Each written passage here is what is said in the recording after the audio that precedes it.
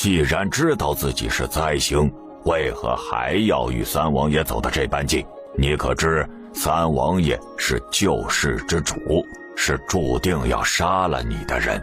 那又如何？那就杀好了。但我相信我相公会是为了我与天下为敌。既然聊到了这儿，我也想问个明白，清宁出生的时候，林家为何也会派人来争夺？这与你无关。与我无关？少年郎，你觉得你三个进了楚府的大门，若是不说个清楚，还能平安的离开吗？楚府老老少少是已经走了，但是并不代表楚府没人了。说吧，还是说你们非得被打一顿再说呢？你在威胁我？威胁？你哪只眼睛看到我在威胁你了？我只是友善的问问题而已啊。我楚清月可是一个光明磊落的好人啊，说的我要把远道而来的林家三位贵客怎么样似的。大哥，这件事情清月姐姐有资格知道。林天宇不想看到不好的事情发生，而且来之前老族长已经说过了，千万不要招惹楚清月。还是天宇小弟懂事儿，这是姐姐给你的见面礼，也不是什么好东西。当看到一沓银票出现在眼前的时候，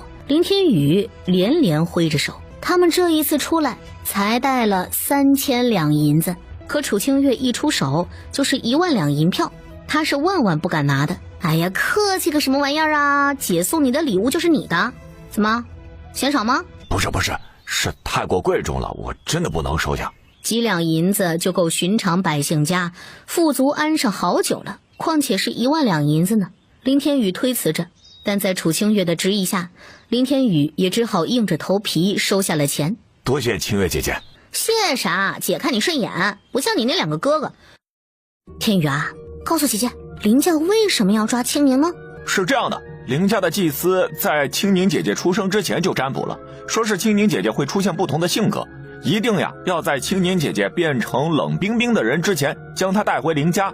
林家的长老有法子让清宁姐姐成为世间最强的杀手。哦，原来是这样。你可以回去告诉林家的老族长，清宁的另一个人格已经消失了，你们林家呀就别再白费这个心思了。三位还有别的事情吗？没有的话，我就回屋睡一觉了。楚清月，你真的会不顾天下人的安危？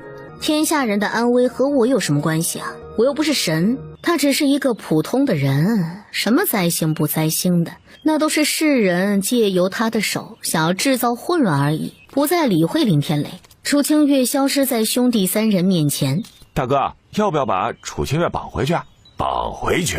没这个机会了。他们兄弟3人今日来到楚府的目的，确确实实是打算将楚清月强行带走，但此时此刻已经晚了，并非是因为3人没有能力突破楚府暗处的3王府侍卫，而是因为他们动摇了。走吧，咱们没有带回楚清月和楚清宁，长老会不会责罚咱们3个？天宇啊，要不把你的1万两给长老，二长老不是最爱钱了吗？或许可以责罚的轻一些。二哥，你别打我的主意啊，这些钱是清月姐姐给我的见面礼。你们2个丢人不？区1万两银票而已，搞得咱们林家多穷一样。回林家的路途太远，钱就由大哥给你保存着。大哥，拿来。西月阁的雅间中，房间里充斥着一股很奇怪的味道。不是说发生命案了吗？尸体呢？三王妃，这些就是尸体啊。高老板惊恐地指着已经成为了灰烬的尸体。你确定这3具是被害人？千真万确呀！小人怎么敢有胆子欺瞒霍大人和三王妃呀？最近都城发生了好几宗此类的命案，却不曾想我可怜的香云竟然也遭此毒手啊！高老板哭得那叫一个伤心欲绝呀！口中的香云是西月阁的名伶男旦，范香云也是都城戏园子的一绝。另外2具尸体呢，则是这个范香云的2个侍者，也是惨遭毒手啊。高老板，范香云之前见过什么人吗？见过什么人？有，来咱们西月阁的人都是非富即贵，虽说都是来听戏的，但也不保证有一些人不安好心啊。小人记得前几日香云和一个男人吵了起来。那高老板可还记得他们争吵了一些什么？这小人就不知道了。虽说小人是这西月阁的老板，可还需要湘云这种角儿供养着，别人的事儿呀也不好都听，不是呀？不过小人模模糊糊听见了什么昆仑啊，什么冰原，那人还说会带着湘云、冰原之类的奇怪的话。昆仑、冰原，相公，你说萧景瑜得到的到底是什么宝贝啊？是一把刻满了符咒的剑，说是可以镇守一国平安。镇守一国平安？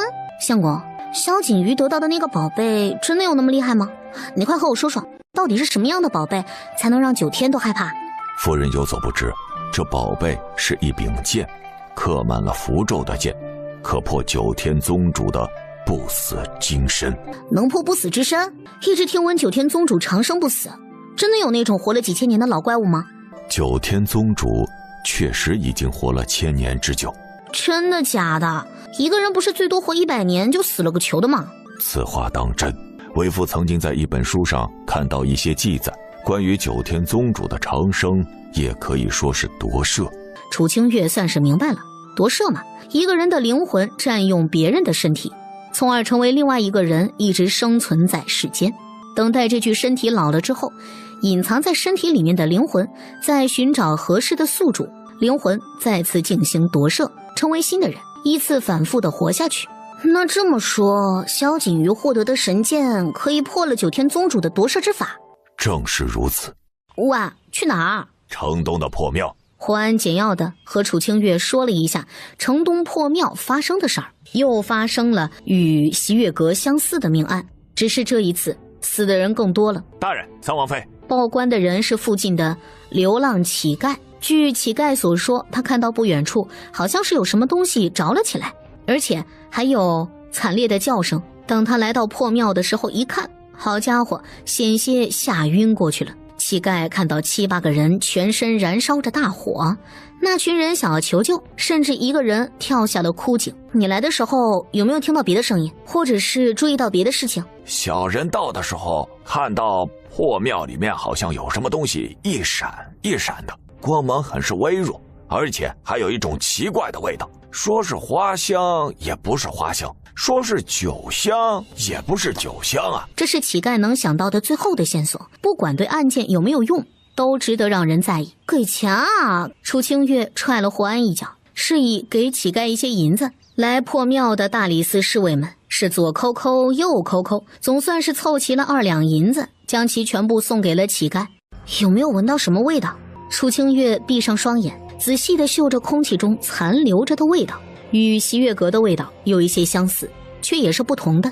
乞丐口中描述着那味道像是花香，又有酒香。席月阁的味道偏硫磺的味道多一些，但这破庙中的味道又是另外一种香气。这是什么？看着不远处住在旁边的一个小瓶子，小小的白色瓷瓶，一只手就能将其握在手心中。瓶子里面的香气和破庙中的香气十分吻合。拿起瓶子，楚清月凑近闻了一下，确认了乞丐所说的香气的来源，便是小瓶子，瓶子中还有一些液体。先带回去，拿回大理寺再说。真是惨呀，这8个人刚才不久还在我们客栈吃菜，现在怎么就成了一滩灰烬了？小二哥，你刚才说他们8个人在你们客栈吃了饭，你可知道他们的身份？回大人的话，小人并不知道他们8个人的身份。那你怎么会知道是他们8个人呢？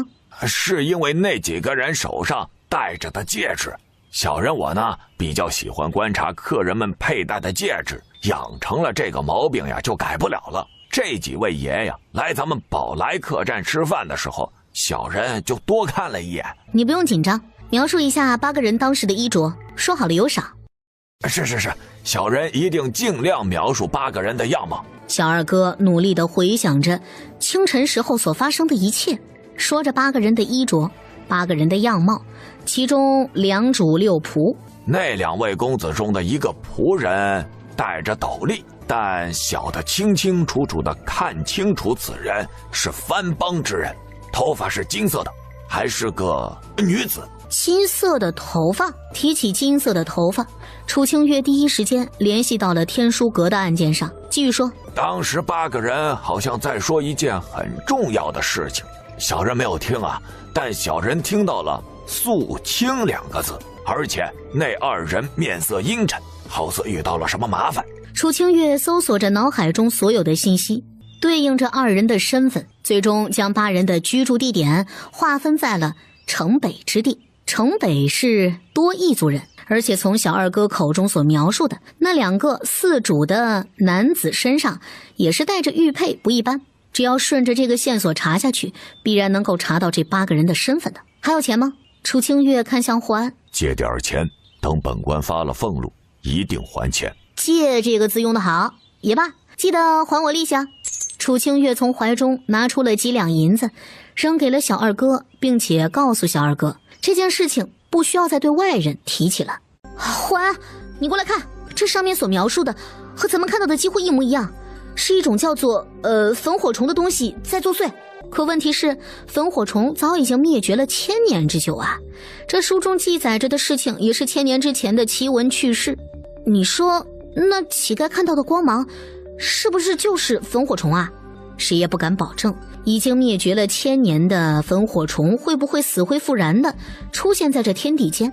但可以确定一点，确确实实是有人利用焚火虫在作祟。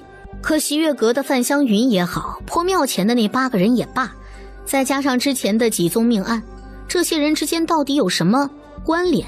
又是什么人操控着焚火虫来犯下如此罪行？目的又是什么？楚清月一个头2个大，这是他来到这个世界之后接手的最为无头绪的案子。明儿本官会将案件的信息送到楚府。大哥，我又不是大理寺的人，你没有必要一次次的让我担任如此重要的职务吧？楚清月双手端着肩膀，很是无奈。他又不是大理寺的官员，连个侍卫他也不是。一有什么案情发生，霍安保准来楚府找他。敏元是你徒弟，而且还是你拐走了敏元，自然要顶替他的职位啊。你这话听得让人很不爽哎，信不信我下个毒把你送走啊？信。夫人是怀疑那8个人与天书阁命案有关系？有点怀疑，但我现在最关心的是焚火虫是怎么会出现在萧国都城的。夫人，你看这是什么？萧玉衡将一个折子推到了楚清月面前。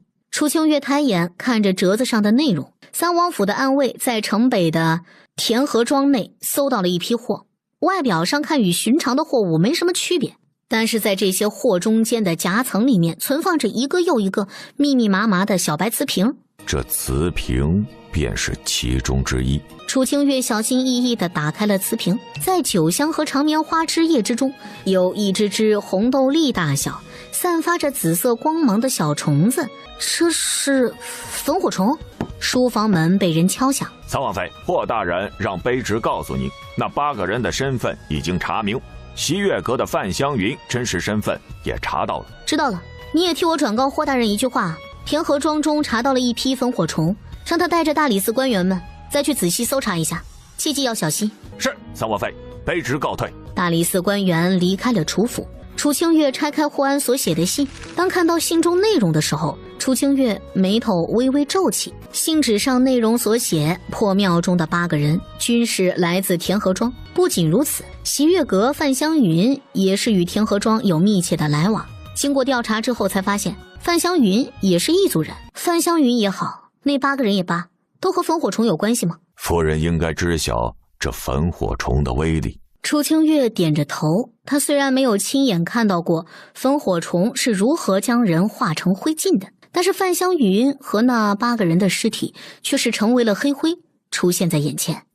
相公，你是不是知道些什么？焚火虫本在沙漠之地或者极寒之地生长，田河庄的人将其运送到了萧国都城，目的便是想趁着萧国庆典之时造成混乱。萧国庆典还有半个月就要举行了，届时萧国的皇帝萧景瑜会出现在萧国百姓面前。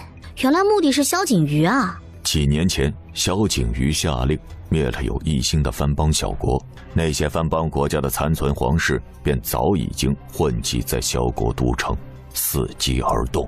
萧景瑜这货虽然死1000次万次都不足惜，那田河庄的人是怎么死的？9天。相公的意思是说，9天把范香云他们杀了？原因为啥呀？因为焚火虫。焚火虫是一种存活于1000年前的物种啊，本该早已经绝迹在众人视线中，但范香云等人将焚火虫带来了萧国，而且只有范香云一族的异人懂得如何操控焚火虫。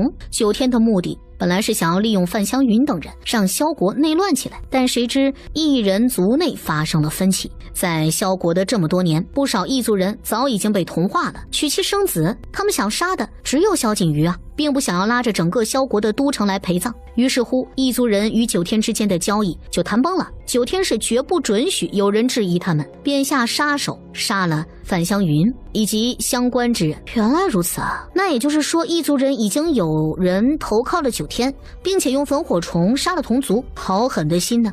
昨天晚上有人出现在皇宫没有？问这些做什么呀？皇宫之地自然有人出入。我是说昨晚上有没有什么特殊的人进入皇宫？于老板昨天带着全家老小去游湖，回来的时候看到一群衣着怪异的人去了皇宫的方向，那些人嗖的一下子就飞上去了，而且一个个的大晚上他穿着白衣，着实是吓人呢。今儿正巧遇到了楚清月，于老板便将昨天晚上看到的说给他听了，或许就和近段时间的命案有所关联。神剑丢了没？当日他和萧玉衡聊的那些话，就是故意让屋檐外的9天听到的。以9天谨慎的行事作风，是绝对不会让一把小小的剑威胁到9天宗主的安全，想必会想方设法的将神剑拿到手，要么就将其损毁。所以楚清月才会来到大理寺问一问霍安。你怎么知道？别管我怎么知道了，能不能回答我的问题？没有丢。霍安只是说神剑没有丢，并没有告诉楚清月昨晚上发生了怎么样的一场战斗。9天来争抢神剑，皇宫侍卫死伤近100人才将其击退，但对方仅仅有10人。9天这么着急抢走神剑不正常啊。神剑可破长生不死金身的话，不过是他和萧玉衡虎口编造的而已。9天这帮子人还真是上当了。以9天的身手，想要从萧国皇宫驱走神剑并非难事，别说伤了数百的皇宫侍卫，就算是数千也不在话下。然而9天的10人撤退了，那只能说明一个问题：萧景瑜手中的神剑并不是可以破9天宗主长生不死金身的利器，但也从另外一个方面说明了一件很重要的事情，这天下确确实实存在可以克制9天宗主长生法门的东西。没事了，天河庄的人都抓起来了吗？天河庄的人基本上被屠杀殆尽，只剩几辆装着焚火虫的车。处理焚火虫的时候一定要小心为上，那群东西可是相当危险的存在。不知2位来我楚府可有什么事儿吗？楚清月，你应该清楚我们来的目的。楚清月，别以为楚府众人到了天域城9天就奈何不了你了。识相的还是将宝藏最后一层钥匙交出来，看在钥匙的份上，我们可以让你晚一些时候死。钥匙？难不成你是想我楚府的钥匙吗？楚清月笑看着9天的一众人，心中却是生出了疑问。无疑9天要的钥匙是能够开启最后一层宝藏大门的钥匙，可知道钥匙存在的就只有寥寥数人，这群王八犊子是怎么知道的呢？楚清月，还是那句话，识相的就交出钥匙，若不然后果你承受不了。开玩笑，我就算是卖了楚府也不会把钥匙交给你们的。还有，你们现在站着的地方是楚府，是我楚清月的地盘，真当自己家不成？说话间，几十道黑色的身影从阴暗之中现身，这些人中有三王府的安卫，有柳家军的精兵强将，不管任何一个人都是个中好手，就算对手是9天，他们也不会惧怕生死。楚清月转动着手中的白色小瓷瓶，一股淡淡的花香和酒香萦绕在这夜空之中。这小东西你们应该比我更加清楚吧？如果我不小心把它扔了出来，你说是你们死得快呢，还是我死得快啊？这玩意儿你们应该知道是什么，我呢就不再多说了。想死的大可以上前来，我不介意送你们一程。楚清月，别以为你可以逍遥几日，你若是不想整个楚府和你一起灭亡，最好把钥匙交出来。你是不是傻？说了几遍了，楚府的钥匙不可能给你，你怎么就人话听不懂呢你？你再骂我一句试试。我今儿还就骂你了，有本事照着这儿砍！哎，来，今儿你要是不弄死我，你就是乌龟王八蛋！要不是有任务在身，眼前的泼妇还不能死，他一定会将这个女人剁碎了喂狗的。楚清月，这一次我二人前来的目的有二：一是听闻昆仑冰原的钥匙在你手中，只要你交出钥匙，一切都好说。先别说我有没有昆仑冰原的钥匙，就算是有，你当我傻呀？好，且算你未寻到昆仑冰原的钥匙，我二人前来的第二个目的，便是提醒你半年后的昆仑冰原之约。楚清月，你给我等着！等着就等着，我还怕了你这个乌龟王八蛋不成？看着渐渐消失在视线中的9天一众，楚清月长吐出一口气。萧玉衡回来的时候，已经是1个时辰后的事情了。在得知9天出现在楚府之际，眼神瞬间寒冷了起来。这世间知道昆仑冰原的钥匙在我手中的人少之又少，今儿看9天那群人似乎很确定钥匙就在我的手里。看来为父要尽快完成那件事情，之后我们便前往天宇城。你要走啊？对啊，不过近2日走不了，还有事儿要做。舍不得啊？舍不得就赶紧还钱啊！你都欠我100多万了，我也好做路费啊。没钱？没钱你来找我做啥？难不成让我请你喝花酒去吗？你这女人！昨晚上的事情我听说了，这段时间晚上别出门了，有事儿啊就来大理寺。多谢霍大人关心，要是霍大人能还钱的话，别说是9天了，就是90天我都不怕。3句话不离，又说到了钱上面。楚清月看了一眼身旁的小薇，坏笑的看向霍安。哎，正巧了，早饭没吃，一起啊。本官没钱请你吃饭。你看给你抠的，我请行了吧？不用还钱的那种。霍大人呢？我要是离开都城之后，小薇呢就托你照顾着了。不可，小薇姑娘乃清白人家的女子，怎好混迹在大理寺那种血腥之地？大哥，你在说出这句话的时候，有没有考虑过老娘的感受啊？虽然知道霍安也没啥恶意，只是不想让小薇留在大理寺，但这话怎么听着怎么那么别扭呢？本官不是那种意思，大理寺乃关押重犯之地，本官可以在郊外买一栋宅子，让小薇姑娘居住。买一栋宅子啊？行，哈，没看出来霍大人挺有远见的呀。清月姐姐，霍大人不是那个意思，你别瞎说。小薇放下碗筷，害羞的跑到一旁去了。哎，霍安呐，你看看小薇，肤白貌美，大长腿，更重要的是人家神女有心，你要是错过这个村儿，可就没有这个店了啊。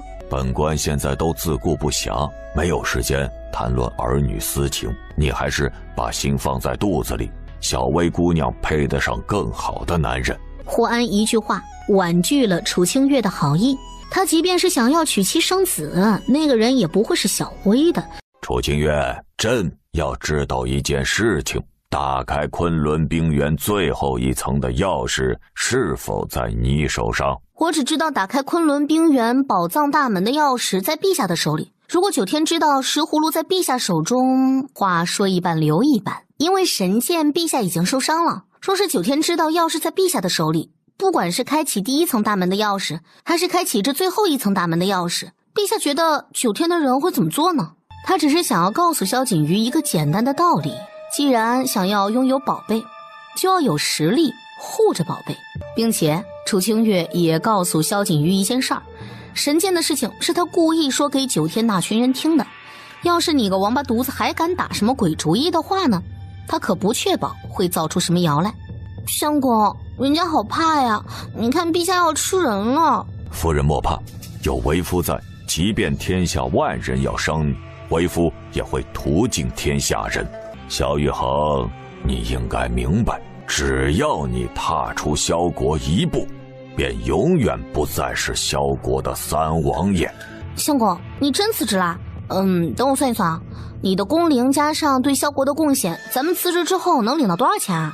楚清月认真地盘算着萧玉衡过往的功绩，听得萧景瑜眉毛皱起。要不是现在身上有伤，他真想纠正一下楚清月这些年中萧玉衡所做的恶事。离开萧国还想和他要钱啊？算出来了，一共是5872万两黄金。楚清月是随口胡诌的一个数字，彻底的让萧景瑜坐不住了，啪的一声，直接将手边的奏折扔向楚清月。你当朕是白痴吗？不是，我当你是傻子而已啊。楚清月，哎呦喂，陛下，你还是先找御医看看伤口吧，流血这么多会死人的。你若是驾崩了，那接替皇位的就只能是我相公了。这等麻烦有危险的职业，我可不想让我相公当皇帝。三王妃，你就少说一句吧。萧玉衡，朕再问你一次，你确定要和他离开萧国吗？若是夫人未曾出现在本王生命中，也许现在坐在萧国龙椅上的人便是本王，而不是陛下。萧玉衡，既然你已经想好了，朕也不再阻拦你什么，但你要记住今天说过的话，自然。萧玉衡拥着楚清月转身离去，看着二人渐渐消失在视线中的身影，萧锦瑜的双拳再一次紧握着。他不相信一个人竟然会为了所谓的爱情去放弃无上的权利。派人跟着他们。是，陛下。李公公心领神会，命人一路跟着萧玉衡、楚清月夫妻二人离开了皇宫，离开了萧国都城，一直来到了郊外的皇家祭坛。据说先皇曾经留下了一件十分重要的东西，困于祭坛之内。相公，这一幅壁画是什么意思啊？这里记载着盛夏朝灭亡之后，其中皇族后裔一部分人迁徙到了远方，并且归隐山林之中。萧玉衡讲述着壁画上的内容，大体上就是盛夏朝灭亡了之后，一部分盛夏朝皇族避世，但有一天，一个女孩子在林中迷失了方向，走了不知道多久之后，离开了茫茫森林。也是在那时遇见了当时萧国的先皇，萧国先皇和那女子相爱了，并且生下了孩子。但因为女子的身份是盛夏朝的皇族后嗣，各方势力逼迫女子说出盛夏朝宝藏的位置。那女子为了丈夫和孩子的安危，便选择当众自尽身亡。而这祭坛之下的陵墓，就是那女子的安息之地。也就是说，他们现在所述的地方是萧玉衡母妃所在的陵墓，也是他们留在萧国的最后一个重要的目的。母妃，父皇，儿子来了。萧玉衡的声音轻柔，略带着一丝沙哑，丹凤眸中带着几许悲伤。他一直都知道母妃葬在什么地方，可因为母妃的特殊身份，他不能说，也不能来此祭拜。母妃，父皇，儿媳妇楚清月来看你们了。这一次来的匆忙，没有带上好酒好菜，还希望母妃和父皇不要嫌弃。等下一次见面，儿媳妇一定会亲手做好美味佳肴来孝敬两位的。母妃父皇放心便是，萧玉衡交给我就好了，儿媳妇保证绝对不会欺负他的。楚清月说着，萧玉衡听着也笑着。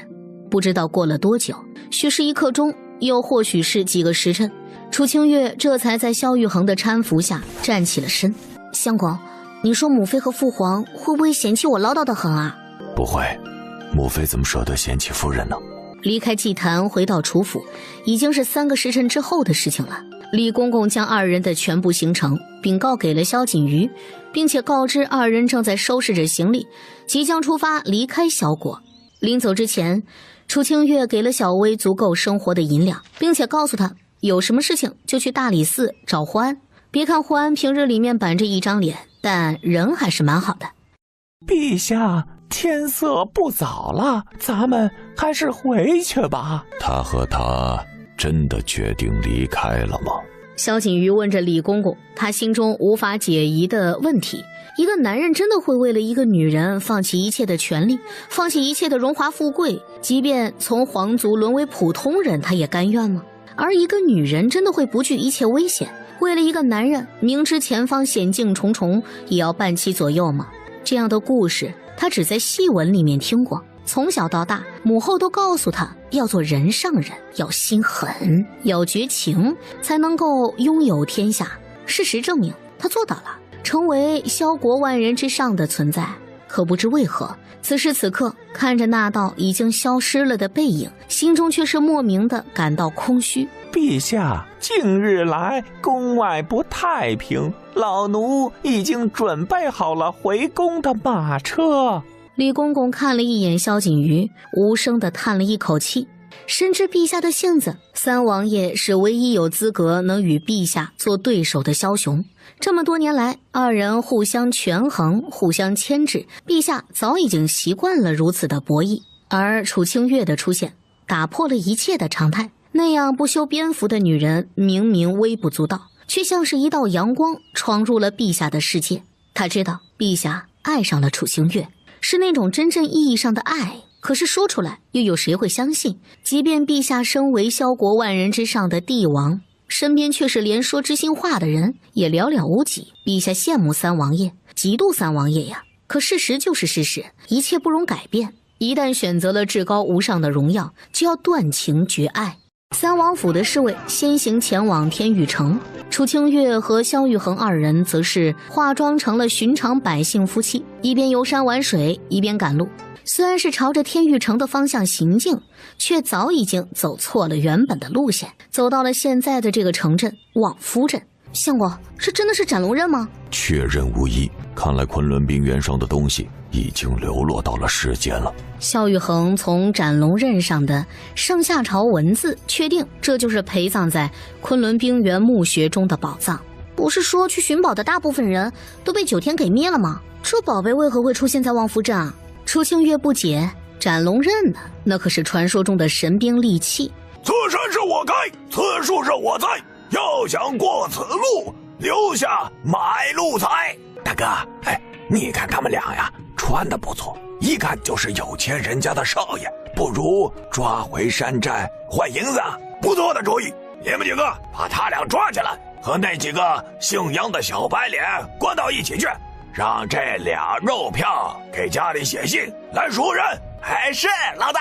土匪小弟们纷纷上前，萧玉衡和楚清月原本可以很轻松地送他们上西天，但听到杨家的几个小白脸之后，楚清月神色一闪，先去看看再说，要不是的话，直接灭了这群山贼，也算是为民除害了。于是乎，萧玉衡和女扮男装的楚清月被抓回了通天寨。你们是杨家的人？是又如何？不是又如何啊？那你们杨家有没有一个叫杨青云的人啊？有，那是我们杨家的族长。我们是从望夫镇来的，有人托我给你带句话，让我告诉杨青云，杀死小小姐的凶手是二爷。不可能，二爷怎么会杀了小妹？一定是你胡说。可能不可能和我有什么关系啊？我只是来传话而已啊。你们俩想好该怎么写了吧？告诉你们，最好是写得好看一点，要不然我们老大发火了的话，你们两个今晚上就要人头不保了。山贼小弟警告着萧玉衡和楚清月，要是写不出个花，要不来钱，就别怪他们通天寨的人不客气了。看什么看呀？信不信老子把你眼珠子挖下来呀？砰的一声，还不等山贼小弟说完话，下一秒，山贼小弟的身体似流星一般笔直地飞了出去。这世间还没有人胆敢对夫人这么说话。在萧玉衡的眼中，山贼小弟要死，整个通天寨的人也要死。这位山贼兄弟，我看你说话谈吐也算是挺有文化的，放在外面妥妥的是个人才，怎么就在通天寨落草为寇，成了山贼了呢？这位小爷有所不知呀，小人曾经在县城做过文书，祖上也曾经干过倒斗的生意，和杨家也认识。小人自小就生活在这样的环境里，所以略懂一些。感情还是个世家子弟。那你跟我说说，你们具体是怎么得到这箱子生下朝宝贝的？回爷的话，前段时间萧国三王妃不是高价卖了一批万里山河图吗？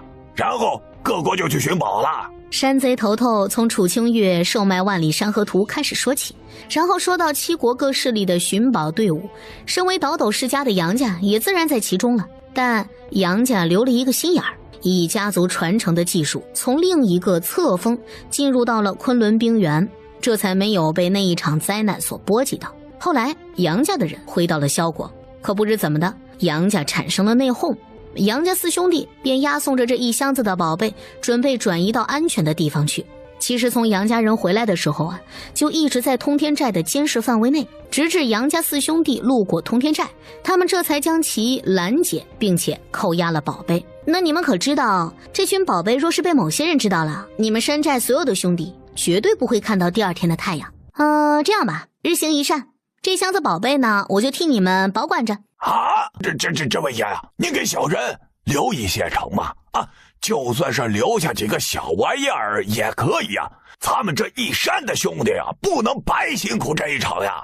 你祖上呢也是干过倒斗的，知道这些都是盛夏朝的宝物，你也应该清楚各国寻宝队伍遭受的灾难因何而起。你觉得9天的人会让你们卖了宝贝后清闲度日吗？他们会以血腥的手段逼问你们宝贝的下落，然后灭了你们整个通天寨，然后将宝贝据为己有。一抹笑意浮现在唇角，你看这样如何？我呢也不能白拿这一箱子的宝贝，我出10万两，就算是替你们消灾了，如何呀？这一箱子宝物能卖出好几千个10万两，怎么算怎么不合算。但事到如今，如果真的让9天的人知道一箱子盛夏朝宝贝在他们通天寨，那通天寨的下场一定是全军覆没。好，就以10万两的价格换一箱的宝贝。成交。楚清月当即拿出了10万两银票，交给了山贼头头。山贼头头也很是爽快的将一箱子宝贝一个不少的封存了起来，并且还命人将其抬上马车。2位大爷，大人不计小人过，宽宏大量，心胸之宽广，小人望尘莫及呀。这4个人还劳烦2位爷送回杨家啊，并且与杨家说明一下，否则之后的事情，山贼老大不用说，楚清月也明白。正好因为这一箱子宝贝的关系，他也得去杨家一趟，问个明白，或许就能了解到天明珠的下落。知道了，4个人我就带上了。2位慢走啊，恕不远送啊。4位小朋友，你们家在什么地儿啊？我们送你们回去。你们会有那么好心？你这话说的，我之所以好心才送你们回去，若是不安好心的话，早就把你们4个人卖给勾栏院的老鸨了。你敢？哥，我不要去那个地方。杨成风，你能不能出息点，别给咱们杨家人丢脸。你们到底说不说？不说我就把你们送回通天寨了。黎城杨家。黎城，萧国边境城市之一，相比于其他的边境城市，黎城算是安稳了很多。2位，我们家家主有请，还请2位赏脸前往杨府。老者是杨府的管家，言语间恭敬得很。杨家在黎城呢，也算得上是大户人家，加之历代都是倒斗人，在业界是颇有地位的，江湖上的人都会尊称一声杨爷。身为杨家管家的杨叔，在江湖上也颇有地位。杨叔，你不必对他俩这么客气。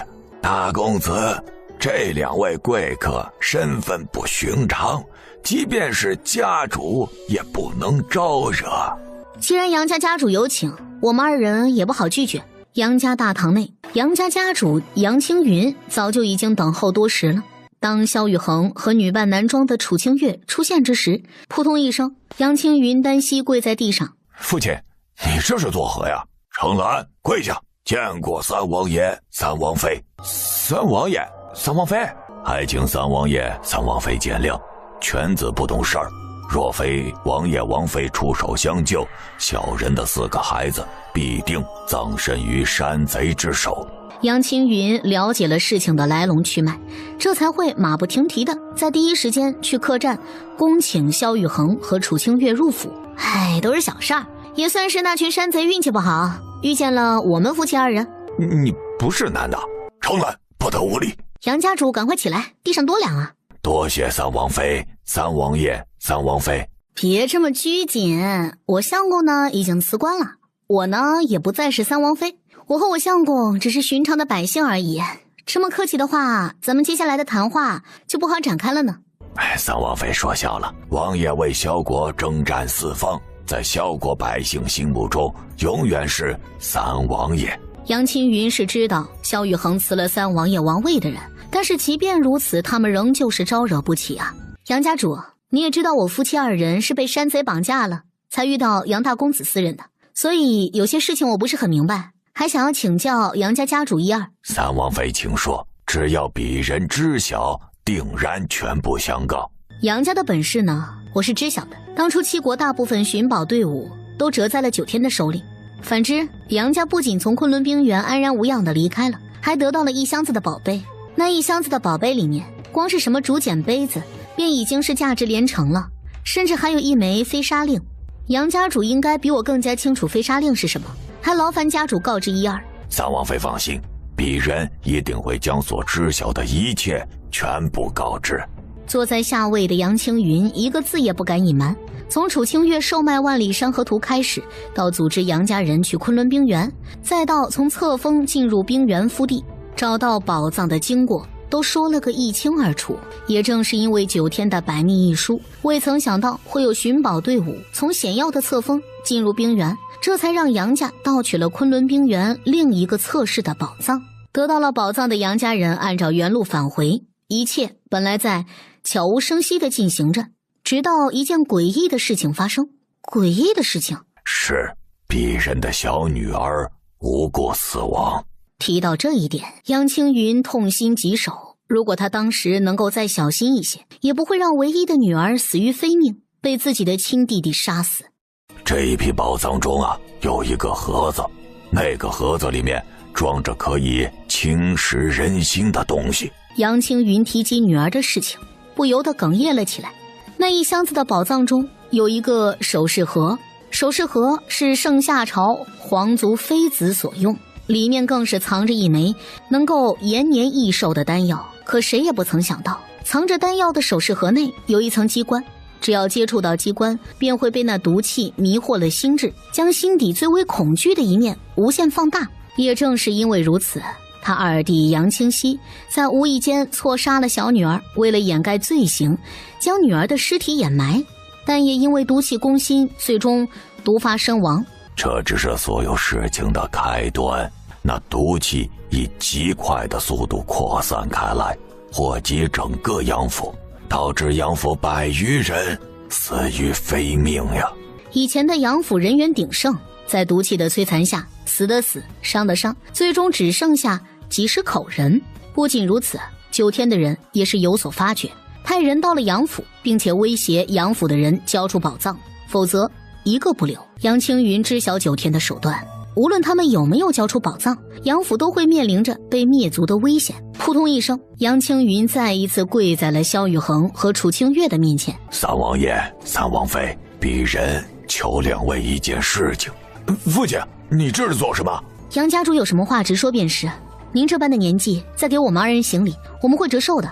不，三王妃，您请听我说完。我们杨家后院还有一箱子宝贝，也是从冰原墓穴中挖出来的，只是那箱子的锁是机关锁，我还不能将其破解。鄙人愿意将另一箱子的宝贝全部奉上，只求三王爷三王妃大发恩情，将我这4个孩子带走，无论去哪里都好，只求让杨家留下血脉。鄙人不求王爷王妃救了杨家，只求救下我4个孩子便可。何况我这4个孩子个个天赋异常，一定会帮助王爷王妃。这个楚清月犯了难。父亲，你求他做什么呀？咱们杨家还没有无能到这种地步。闭嘴！为夫的话还轮不到你来质疑。鄙人别的不求，只求王爷王妃带着我的4个孩子去往天域城，至于以后的生死，就看他们的造化便是。得，看来天域城的事情已经泄露了。他还以为自己重新建造天域城的事情是个秘密，现在怕是这个秘密人尽皆知了。真的只需要将杨家的4位公子带入天域城就好了。是，不瞒王爷王妃，鄙人的4个儿子各有所长，擅长各种机关巧术。若是王爷王妃赏识，给他们谋一份差事便是。好吧，我答应你便是了。杨家主起来吧。谢三王妃，谢三王爷。程兰，你是他们的兄长，长兄为父，记住要好好的照顾着弟弟们，以后杨家就需要你来扛起这杆子大旗了。杨青云嘱咐过杨成兰，不要对3兄弟说出任何一个字儿来，他们还小，更不是9天的对手。二弟，你要照顾好3弟和4弟，你身子不好，要按时服药，知道吗？乖乖的跟着那2个人去天域城，等过段时间呀，大哥和父亲也会去天域城与你们会合。你们是不知道呀，当年老夫一人之力对战千军万马之时，正是身负众生之际。那一战昏天暗地，若不是老夫凭着一口气撑了下来，今日根本见不到两位兄弟啊！蒲老哥所说之事真真切切的发生过，狄某深感佩服。遥想当年，狄某也曾经力战数百人。要知道，狄某身为一介文人，那一场战斗有多么的残酷啊！狄阁老端起一杯酒水，长叹一口气，随后将杯中美酒一饮而尽，摆了摆手。不说也罢呀，都是陈年旧事了。倒是你楚老弟呀，和我们讲讲你大战黑风寨的事情吧。楚某只是与蒲老哥的英雄事迹差得10万8千里。那年我还是一个初出茅庐的少年。于是乎，楚天雄说起了自己第一次出山智斗黑风寨的故事。楚清月全程都是听在耳中，嘴角的笑意让人感觉到背后发冷。一旁的闵元心中暗爽着，终于有人能够治一治这3个老家伙了。狄老头，你有没有感觉到背后凉飕飕的？话说到半截儿，楚天雄不经意间回过头，正好对上了楚清月的一双笑眸子。好久不见了，各位高手。清月丫头，闺女啊，蒲某告辞，下次再和你贤弟小聚啊。蒲千山也是以最快的速度打算逃离现场。蒲前辈，别走呀，正好我师傅来了，3位和我师傅好好聊聊呀。多谢诸位了，我不在天域城的这段时间，正因为有诸位的鼎力相助，天域城才会变成如今这般模样。王妃啊，这是我和高哲最近整理出来的一些细节，请您过目。纳兰锦将一本厚厚的账本和随笔明细交给了楚清月。楚清月笑着接过账本和明细后，将其放在一旁。诸位，相公和我以后呢，就与萧国没有半点的干系了。如今相公与我的身份只是天域城之人，从此以后便要劳烦诸位了。大姐这话就见外了，无论是在楚府还是在天域城，你都是我刘雨安的大姐。小侯爷说的对，高家危难之时，三王妃出手相，高哲与娘子能有今日的美好结局，也是多亏三位。无论是于情还是于理，高某必定会奉献出毕生所能。陈主啊，您可是花了好多钱雇我来的，我白柳也不能白拿你的钱啊。在座各位说着心中的话语，生于乱世，谁也不想要背弃家园。可如今世道如此，有天域城这般落脚之地是他们的幸运，无论前路是生是死，他们必定会与天域城共存亡。为了避免不必要的事情发生，将天域城划分成了东城和西城，白柳和高哲、蒲千山负责东城，闵元、纳兰锦和刘雨安负责西城。这样一来，纳兰锦和高哲可以按照自己的理念来管理各自的地区，白柳和刘雨安呢，也不用在金钱的问题上再吵架了。天域城分化成了东西2城，一些问题便是迎刃而解了。师弟啊，咱们也25年不见了吧？师兄，20余年未见，你还是原来的样子。师兄师弟，老头儿，你认识啊？啊，晋国第一高手穆赫玉安，为父的师兄。楚天雄脸上除了相逢的喜悦之外，也有着隐隐的担忧啊。再次见到同门师兄，可不是叙旧而来，是为了争夺天域城城主之位。师弟，你我2人稍后再叙。今日为兄来的目的很简单。穆赫玉安看向萧雨恒和楚清月，言外之意表达得很清楚。不错呀，不愧是师弟的女儿和女婿，天生无骨呀。多谢穆赫伯伯夸赞。丫头，既然我是来挑战城主之位，片刻之后你我之间则不需要手下留情。自然，相公和我必定会用尽12分的全力来迎战穆赫伯伯的。穆赫玉安，晋国第一高手，曾经以1人之力战100人，以1人守1城，更是杀得对方片甲不留。在晋国人的心目中，穆赫玉安就是神一般的存在。虽然众人并不清楚本应该在晋国的穆赫玉安为什么会出现在天域城，电光火石之间，穆赫玉安以极快的速度冲上前，下一秒，萧雨恒和楚清月2人面前的地面上被划开了一道缝隙。好在夫妻2人躲避得够及时啊，一击不成，第2招、第3招、第4招依次而上，刀刀致命。每一刀都准确地拿捏在了萧雨恒和楚清月的下一步招数上。当穆赫玉安再一次出招的瞬间，原本站在一起的萧雨恒和楚清月一左一右分散开来，二人一手持剑，一手持着匕首，直击穆赫玉安的上下两路。不输了，我们还没打完，穆赫伯伯不算输了。老夫说输了就是输了，老夫的腰！哎呀，你这女子下手怎么如此狠毒呀？我没有啊。碰瓷？啥？碰瓷儿？老夫像是碰瓷的人吗？告诉你们啊，老夫的病全都是因为你们夫妻二人而起，若是治不好老夫的病，咱们没完。小明、小月，搀扶师傅进去啊！知道了。欧阳敬明和欧阳靖宇走上前来，一左一右的架着穆赫玉安进入到了城主府里。相公，他们是不是故意的？楚清月这才反应过来，什么挑战城主比试，这都是借口。穆赫玉安和他俩徒弟不就是想赖在城主府不走吗？蒲老哥，到底是怎么回事啊？这不很简单吗？你那个师兄没地儿住了呗，想找个不花钱还能蹭吃蹭喝的地儿，所以就来找你了呗。蒲千山收到了一些信息，关于晋国发生的一些事情。穆赫玉安的家族与欧阳家的2个孩子被陷害，为了不牵连整个家族，师徒3人便来到了天域城。或许是机缘巧合，知道了现任天域城城主是楚天雄的女婿，所以才会发生眼前的这一幕的。合着我师兄是故意而为之，要讹诈我闺女。对头。老头儿，穆赫伯伯看起来挺正派的一个人，怎么这般无赖啊？正派？闺女啊，你还是太年轻了，有时间呀，为父给你讲讲不归山啊，你就知道为父可能是不归山唯一正常的人呐。楚天虽然是满嘴的嫌弃，可毕竟穆赫玉安是他师兄啊，师兄师弟这么多年未见，总是要叙叙旧的。闺女啊，给爹弄俩小菜呗，爹和你穆赫伯伯聊聊天。好。穆赫小子，你觉得那一战你有多少胜算呀？一丝机会都没有，老夫会被你家那丫头和你家女婿呀玩死。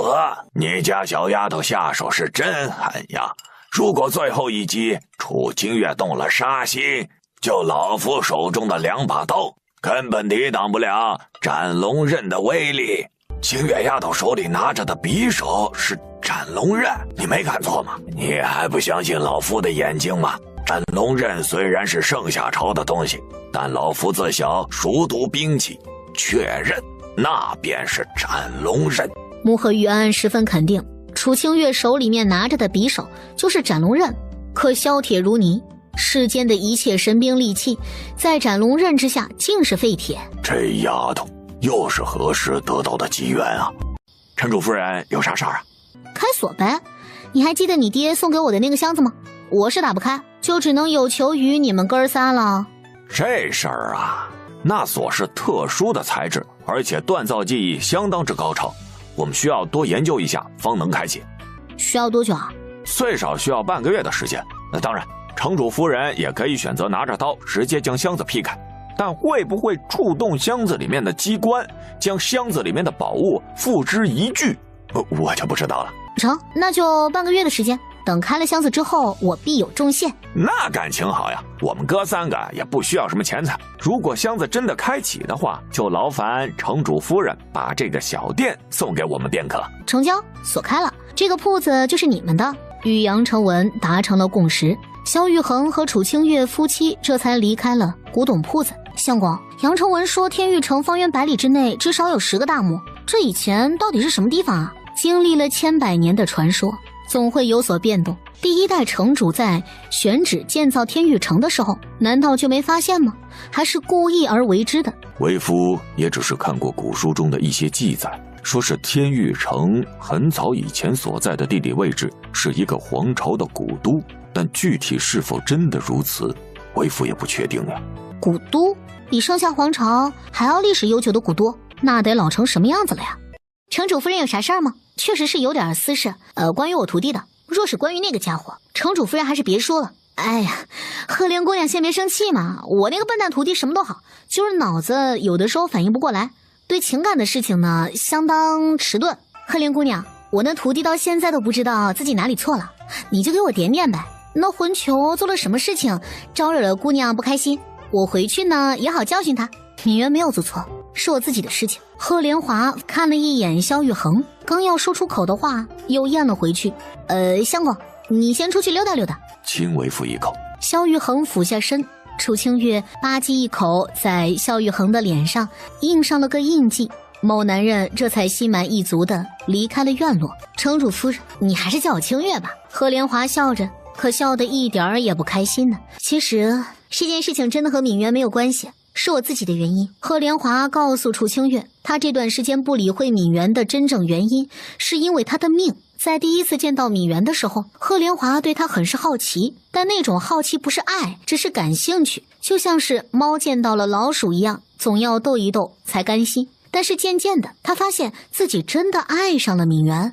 虽说那家伙有时候害羞的和一个大家闺秀似的，可是他心地善良，正直勇敢。他发现自己已经无可救药的爱上了敏媛，但越是如此，他越是不能够靠近敏媛。为啥？因为我命不好，我已经克死了2个男人了。记忆回到了小时候，或许他的出生就是一个错误。算卦的曾经给他算过命，他是天煞孤星的克夫命，指腹为婚的将军长子一见面就出了意外。长大之后成婚之日，又在礼堂上克死了新郎。他不想再害敏媛了。我成过婚，虽然没有入洞房，也拜了天地，像我这种女人根本就配不上敏媛。没想到我们英姿飒爽的巾帼赫连华竟然还会相信莫名其妙的命。我看你也不像是信命的那种人呐，要不然怎么会来天玉城这地儿？直接去尼姑庵多好啊。清月，你莫要开玩笑。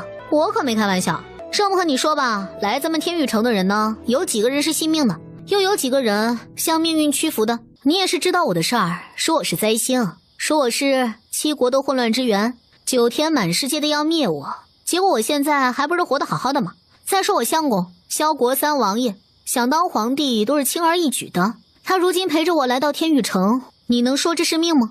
相信我，按照自己的心意去做事儿，别命不命的，无非就是逃避的借口罢了。偷偷的告诉你一个秘密。楚清月嘿嘿的憋着坏笑，把敏媛给他说的话一字不差的告诉了赫连华。嘿，现在你知道了吧？敏媛这货呀，爱惨了你。昨儿和我说起你的时候，就差哭了出来呢。真的假的？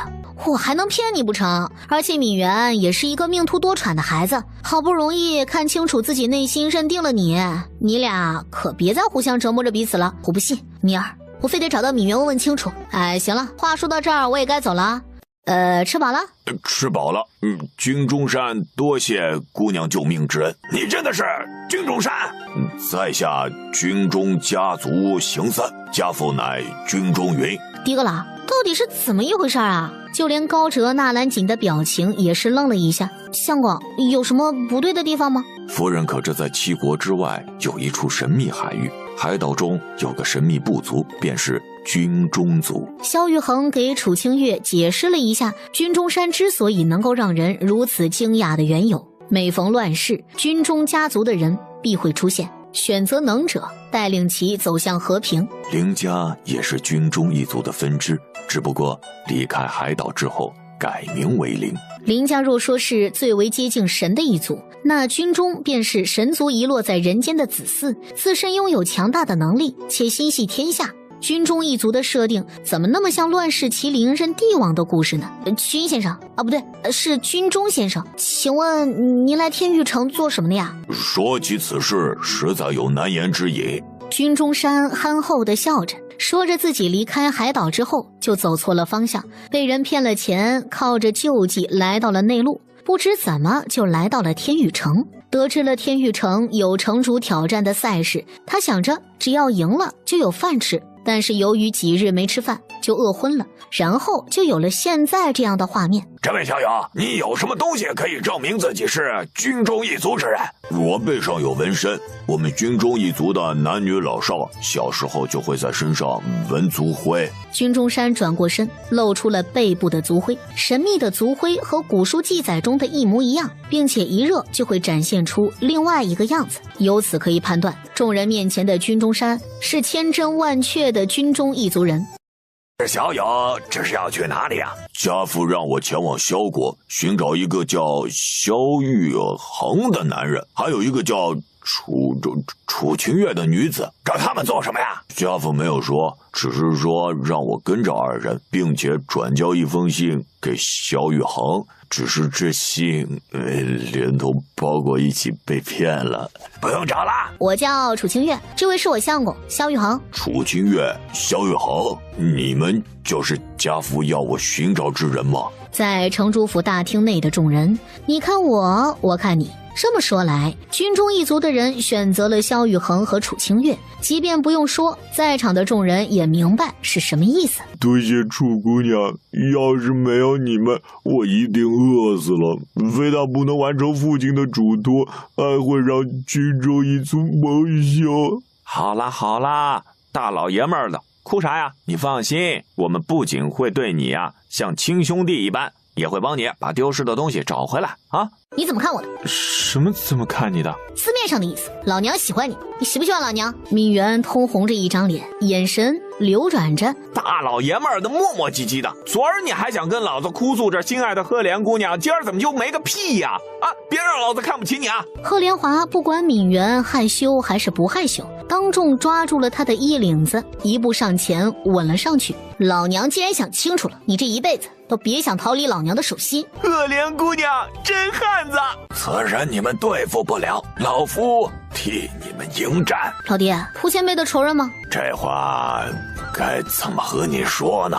楚天雄组织了一下言语，告诉楚清月，来者虽然在江湖上没什么名头，但武功却是相当高妙，就连他也不是对手。试问整个天域城，谁能打得过那个老者？唯有蒲千山一人。真的这么厉害？对方到底什么人啊？丫头，你只知道蒲千山是剑圣，可听闻毒圣这个名头呀？穆和玉安表情凝重地告诉楚清月，来挑战的人便是毒圣血不安。血不安的名字鲜少有人知道，大多数人是在见到血不安的时候就已经死了。这老家伙呀，10多年前不是跳崖了吗？怎么会出现在天域城啊？毒圣？别想，老家伙不会给你解毒。为啥？毒圣虽然叫血不安，但他本来的名字呀叫酒不安。你觉得这老头会给你解毒吗？毒圣原名酒不安，是9天用毒高手，虽说脱离了9天之后改名成血不安，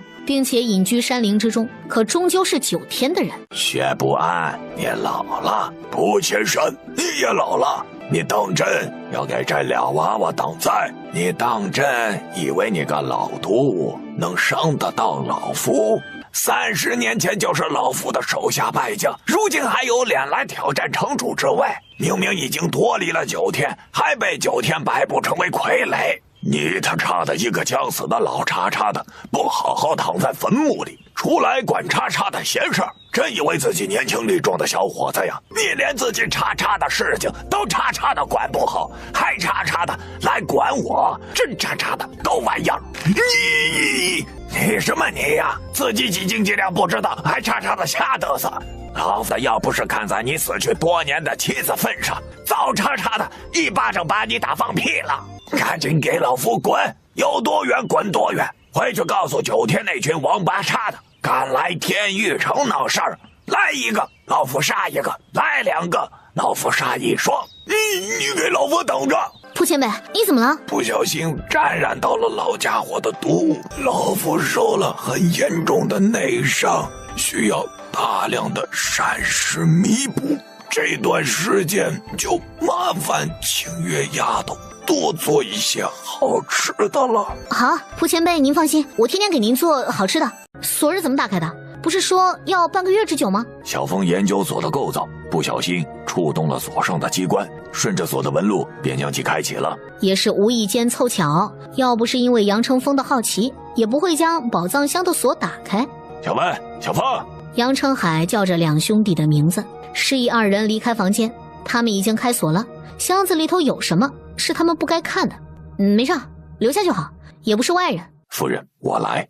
萧玉衡担心箱子里面的机关会伤害到楚清月，先一步开启了箱子外面的盖子。所幸箱子里面并没有机关，有的只是一张图，以及散落在羊皮卷周围的一些金银宝物。整个箱子里面也就只有羊皮卷是最为值钱的。这张图像不像七叔他们描述的昆仑冰原测试的地图啊？像呀，尤其是这里，不正是七叔他们通过册封去往测试的墓穴图吗？城主夫人，如果我们兄弟三人没有看错的话，这张图应该就是万里山河宝藏图的墓穴图。相公，你觉不觉得这一切都太过巧合了？好像所有的事情都指向昆仑冰原，让我非去不可一样。夫人不要多想，船到桥头自然直。什么时候发现的尸体啊？回城主夫人的话，清晨我们开门做生意的时候，老板迟迟未出现，是打扫客房的小儿发现了老板的尸体。跟我说说你发现尸体的经过。回城主夫人的话，我早晨起来打扫每一间客房，在推开这间客房的门的时候，感觉有什么东西被顶住了。小多说着他发现尸体的经过。这间客房没有人居住，自然不会上锁，而且还是从里面上锁。于是他用力一推，就听到有什么东西倒地的声音。当门被打开的时候，他进门一看，便看到了老板被分割成了几段的尸体，吓得他当场夺门而出，就报了官。你的意思是说，你进来的时候是听到了声响，然后看到你们老板被分割成段，而不是像现在一样拼凑在一起的？小人看到老板的时候，头、四肢、身体都被切开。小多伸开双臂，比划着他看到老板尸体时候的画面。楚清月蹲在被害人的身边，检查着死者遗留的信息，判断着死因。好狠的手段，死者是被生生折磨致死啊！最后切下头的时候，死者才没有了生命体征。看着死者身上几乎接近平滑的刀口，目测凶器应该是一把长刀，而且刀锋极其锋利。在砍断死者四肢的时候，几乎没有让死者有任何的感知，可随即而来的疼痛生生地折磨着死者。楚清月发现了一些不同寻常之处，伤口周围平滑，凶手必定是一个武功高超之人。尸体不止一具，啥意思啊？死者的四肢、躯体分别来自于5个不同的人，唯有头颅是如风客栈的老板。你的意思是说，这具尸体是拼凑的？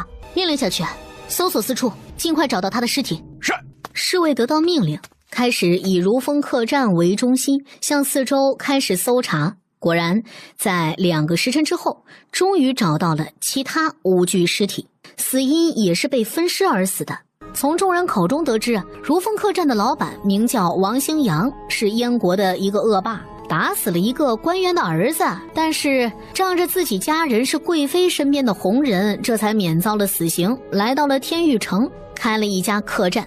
俗话说得好，江山易改，本性难移。王兴阳开了这个客栈之后呢，到处压榨邻里，并且联合着其他几个死者，干起了人们都不屑说出口的买卖。那些被强行抓来的无辜女子，生生的被折磨惨死。王兴阳被分了尸，也算是他的报应了。6名死者都是男性，生前罪行累累。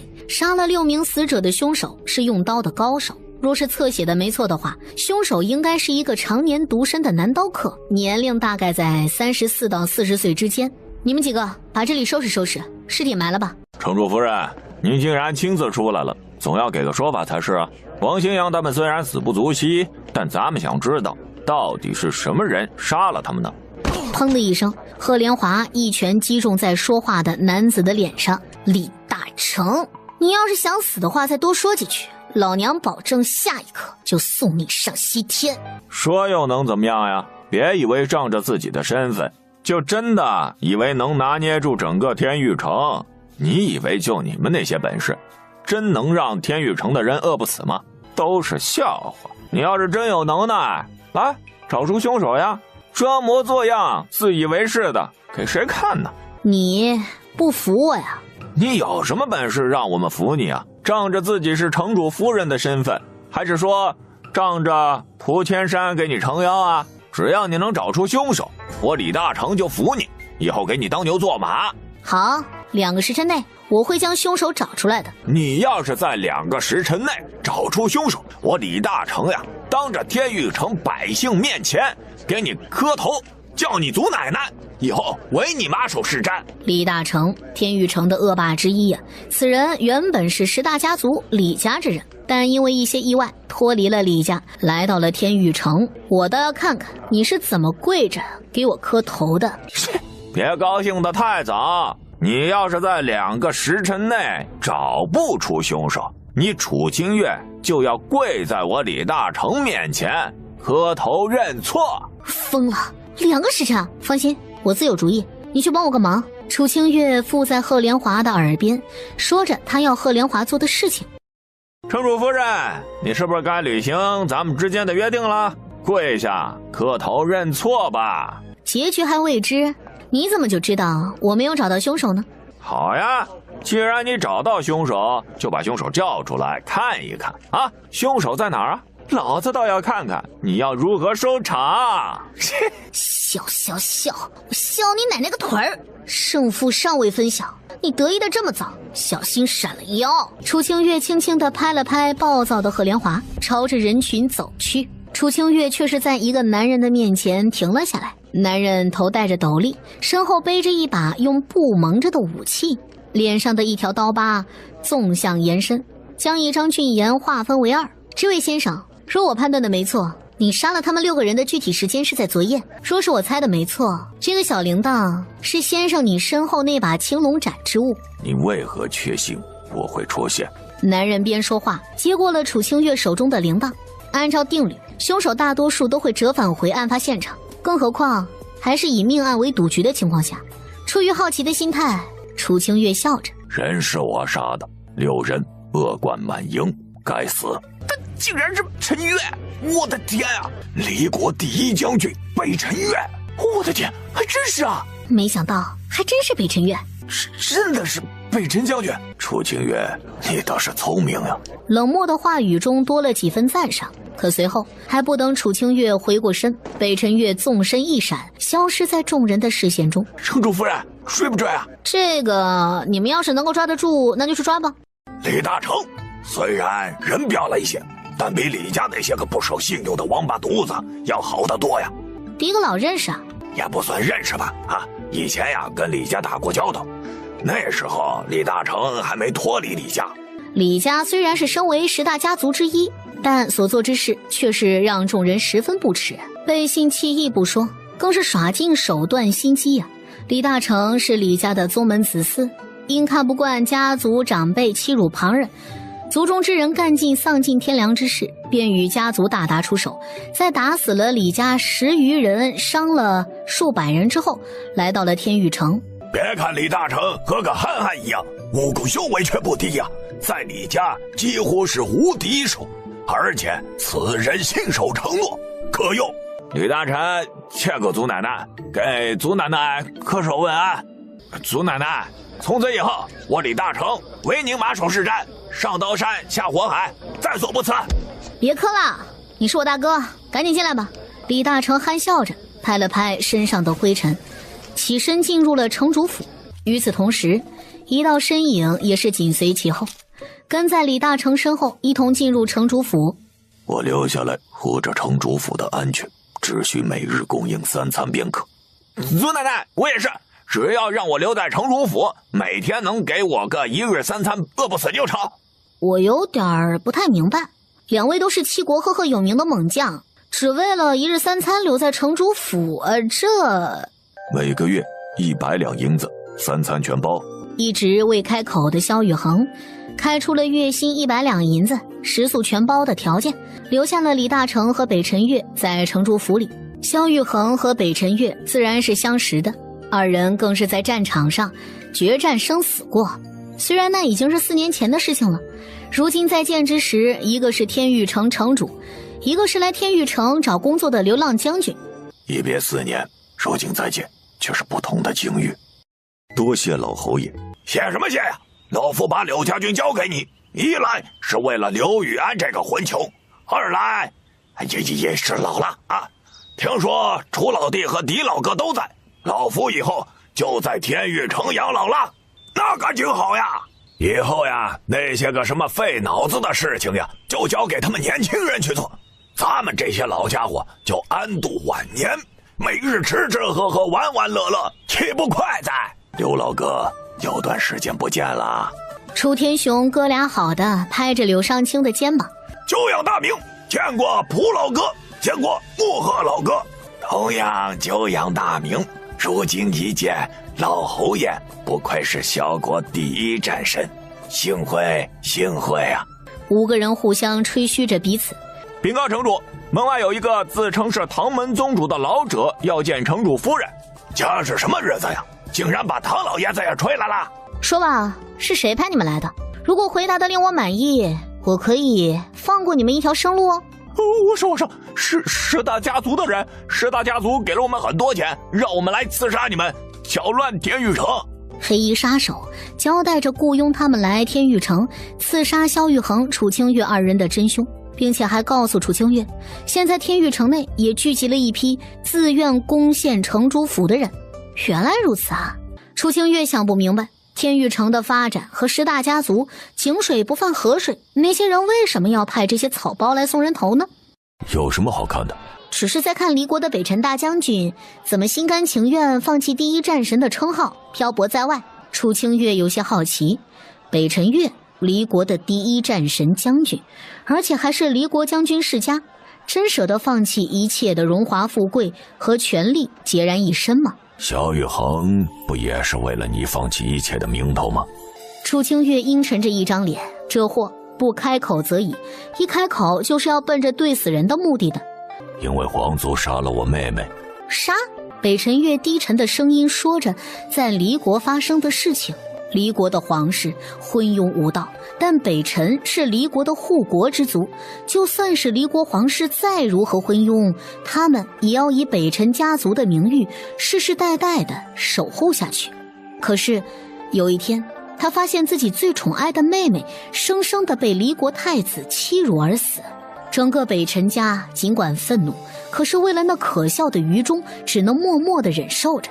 北辰月紧握着双拳，眼中的恨意怒火滔天。每每回想起妹妹那凄惨的尸体，他就自责到无法呼吸。如果那一天他没有中了调虎离山之计，如果那一天能够再小心一些，他的妹妹便不会被离国太子抓走，更不会惨死。我杀了离国太子，为了不牵连北辰家，我选择脱离家族。离开北辰家之后，他漫无目的地游走着，最后来到了天域城，发生了一些事情，遇到了楚清月。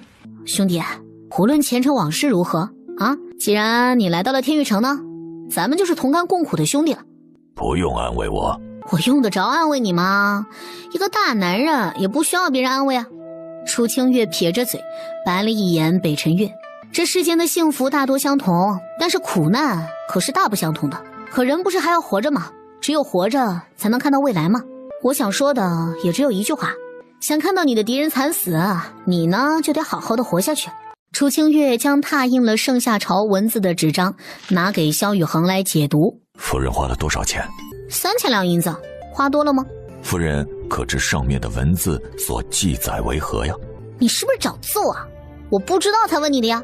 上面写的啥？上面所写盛夏朝的宝藏不止一处，昆仑冰原的宝藏只是其一，另一座宝藏在赤地。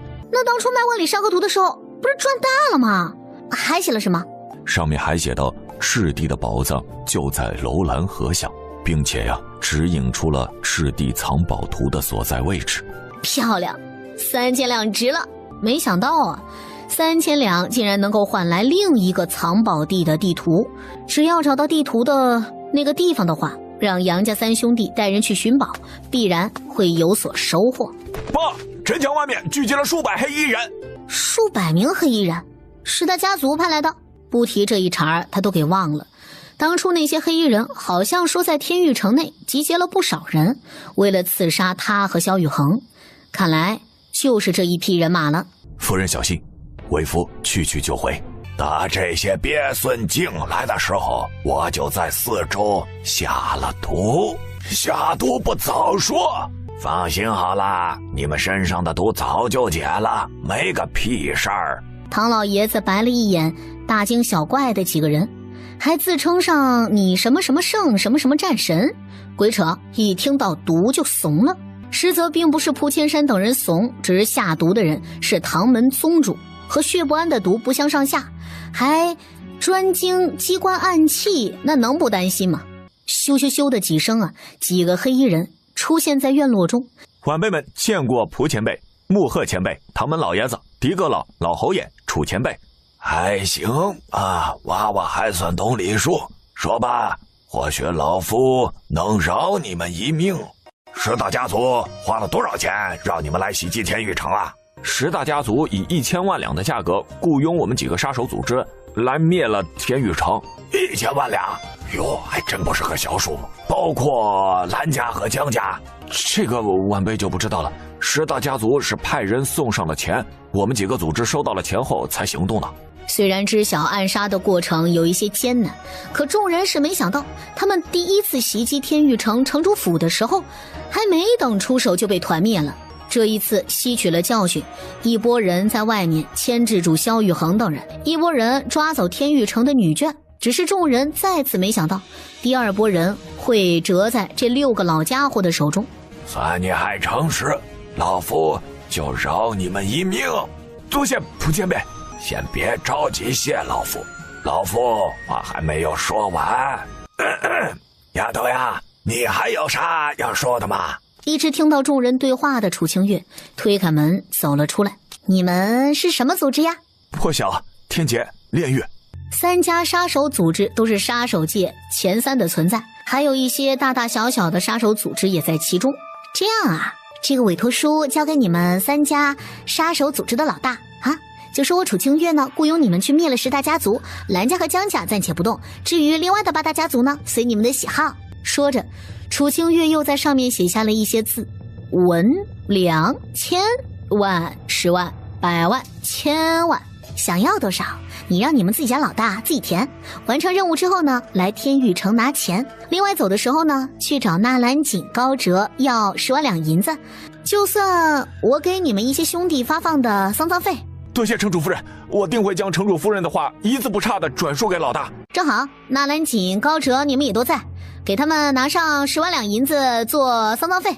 纳兰锦、高哲2人纷纷皱起了眉头，这钱又不是我要，是给被你们宰了的杀手做抚恤金的嘛。我要雇佣杀手组织去灭了10大家族。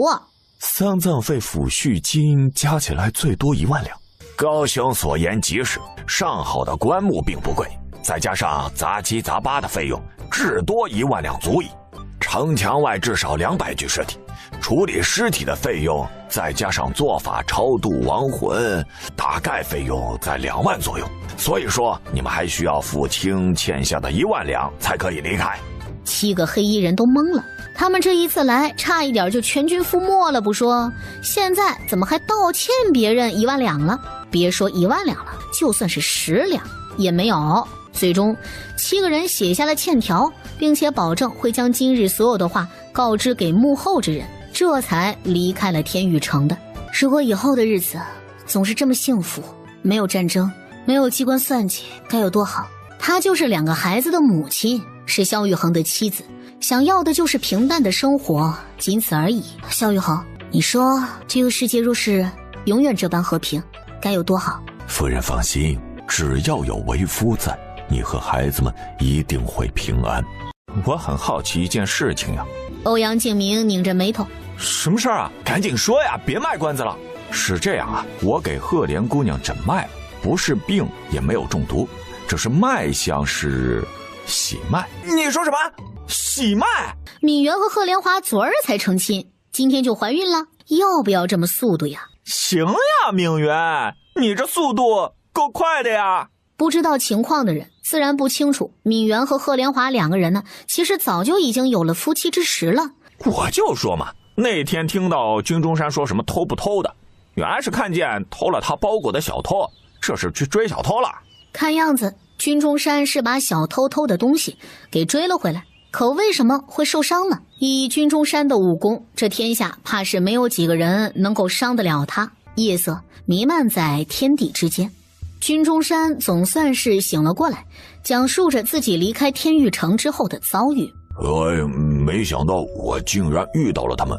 军中山呢，见到了当日盗取他背包骗他的那个小偷，他只是想要回包裹而已，没想到那贼人竟然如此的蛮横。在夺回背包之后呢，军中山又遇到了9天的人，而且还是一个相当神秘的白衣人。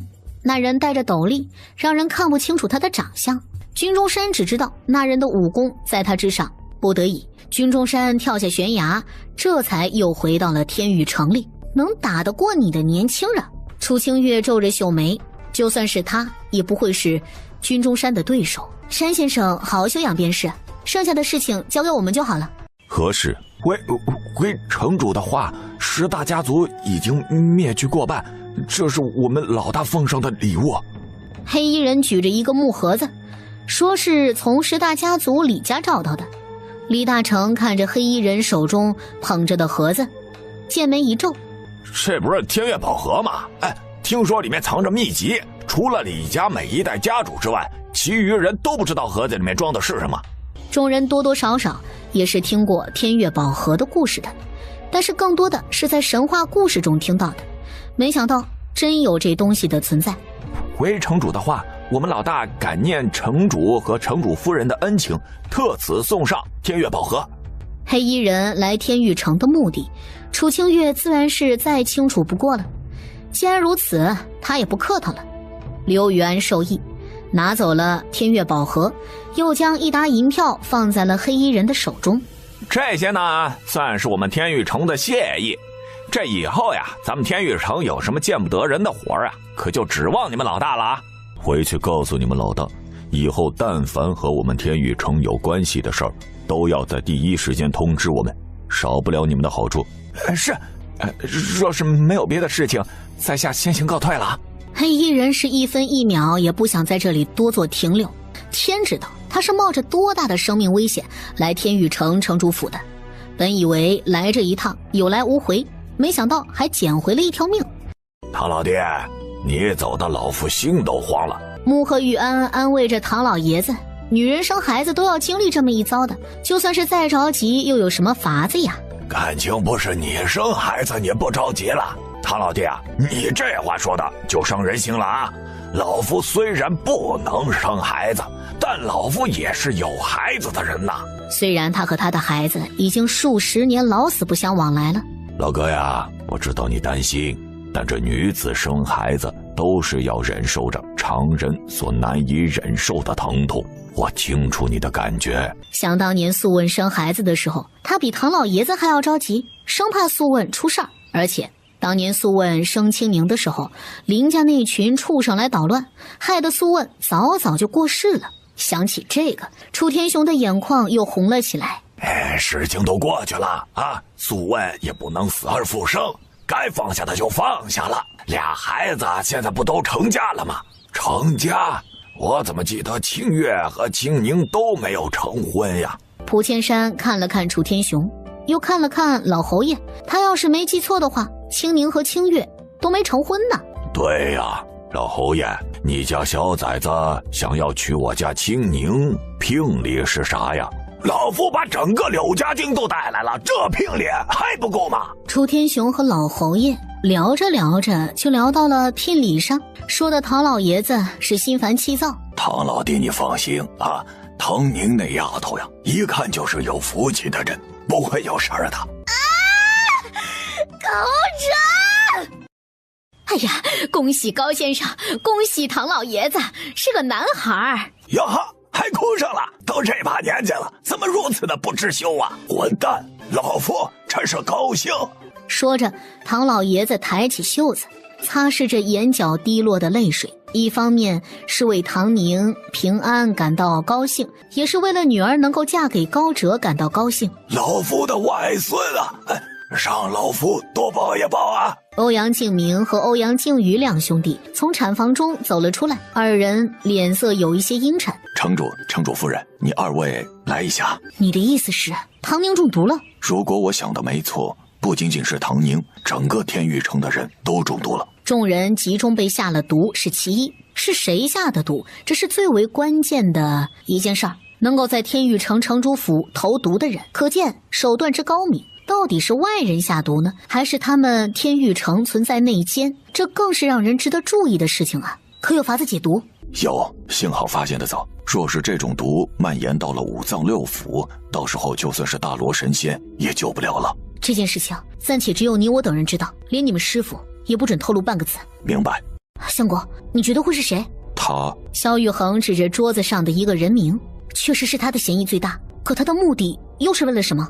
终究是我疏忽了。并不是夫人疏忽，而是那人不懂得感恩。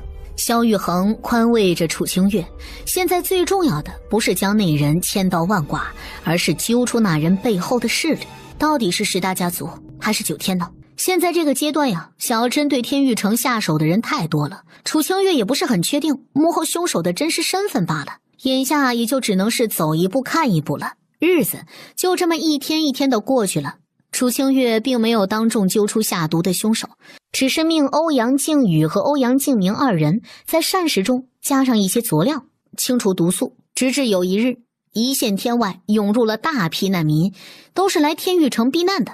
怎么办啊？这么多难民，若是全都放进来的话，天玉城不到几日就会被吃空啊！奇怪了，天玉城在几国交界之处，就算是难民逃难，也没理由来天玉城呀。还用想吗？白柳摇了摇头，定然是有人故意放出风去，这才让这群难民大批大批的涌入一线天的。白柳，你去从高哲手里拿300万两银子。城主夫人，你不会打算把钱给那些难民吧？放心，我自有分寸。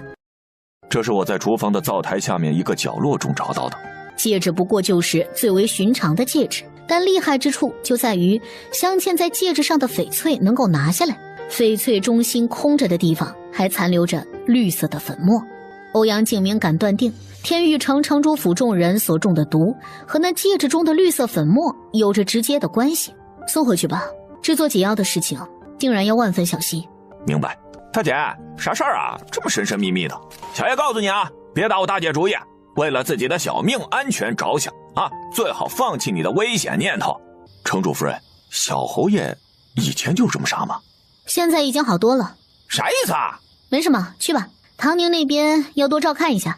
大姐，到底发生什么事儿了？哎，是不是有事儿瞒着我？你这般绝顶聪明，我们有什么事儿能瞒得住你吗？也是，多少价钱，城主夫人看着给就行。你们打算要多少钱？还是那句话，城主夫人喜欢，给多少就给多少。但是吧，给少了又不是城主夫人的性格。这样吧，怎么说，咱们也算是老相识了。给的太高你们又不要，给的太少我又不好意思拿出手。最终，楚清月拿出了30两银子，给了杨成海。城主夫人，上次的花瓶还不是这个价呀，太少了吧？哎，这话不能这么说。你也知道，城主夫人我前几天刚刚挥霍了300万两银子。楚清月卖惨，告诉杨成风、杨成海兄弟3人，他那天给难民发放了300万两的银子。当然，这不是关键，关键是高哲和纳兰锦嫌弃他花钱多，已经明令禁止他从银库拿钱了。再加上他爹和蒲千山他们时不时的就从银库偷钱的事情已经败露了，银库方面更是看得紧了。这30两银子还是他省吃俭用存下来的。城主夫人，我们前往墓穴的费用都远远高于30两，你至少得把工钱给我们添加上吧。杨成海告诉楚清月，这个瓦罐来之不易，先不说路途遥远，单说墓穴里面的机关就要让他们3兄弟险象环生啊。就算是没有功劳也有苦劳，30两银子实在是太少了。不行，不能够出售。30两不行，那你说个价。还是一口价，3000两。3000两？你怎么不去打劫呀？别说3000两了，就算是300两他都没有。该死的高哲和纳兰锦，非要他还了300万两银子之后才能去银库拿钱。而杨家3兄弟是摆明了没有3000两，楚清月拿不走瓦罐。无奈之下，楚清月只能写下了一份欠条，抵押3000两，换取瓦罐。城主夫人，这欠条好用吗？小子，你是不是在质疑我的威严？这么久不见，怎么一见面就和见了仇人一样？你为何要这么做？难不成蓝公子指的是杀手的事情？有一句叫做礼尚往来的话，蓝公子和江公子应该知晓，也就不用我再多做解释了。若不是天域城现在还在发展当中，事情比较多，他定然会亲自去灭了十大家族，而不是派那些废物杀手来吓唬吓唬十大家族而已。十大家族已经与9天为伍，你真以为你天域城能敌得过天下不成？哦，这样啊，我还以为十大家族是一个多么有血性的存在，没想到还是成为了9天随意操控的傀儡。所以蓝公子和江公子来我这天域城的目的到底是什么？难不成两位公子前来的目的是要让天域城缴械投降吗？咱们蓝公子和江公子竟然也会心甘情愿的成为9天的工具人呐！唉，楚清月，你再说一遍。年轻人呐，火气别那么大啊，有啥事儿呀，好好说呀。楚清月笑看着蓝之年和江源，等待着二人开口说出此行的目的。以蓝之年和江源的脾气，来天域城的目的必然不会那么简单的。片刻的沉默之后，蓝之年再次开口：你什么时候去昆仑冰原？我什么时候说要去昆仑冰原了？你要记得半年之约，若是不想楚灵儿和楚天泽出事儿，务必要前往昆仑冰原神宫。所以蓝公子是9天的说客，特意来天域城威胁我了。说是两位公子没有其他的事儿的话，请回吧。我去不去昆仑冰原是我自己的事情，不劳烦你们操心了。看在往日的情分上，答应我，别回了蓝家。